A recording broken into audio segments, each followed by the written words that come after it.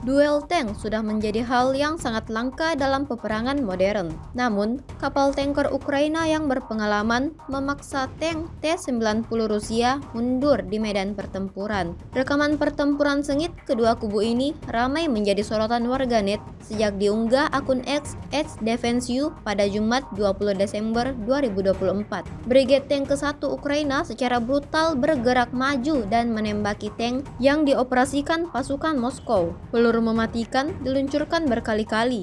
Hasilnya seperti yang terlihat dalam rekaman. Insiden ini jelas memberikan kerugian pada kubu Moskow.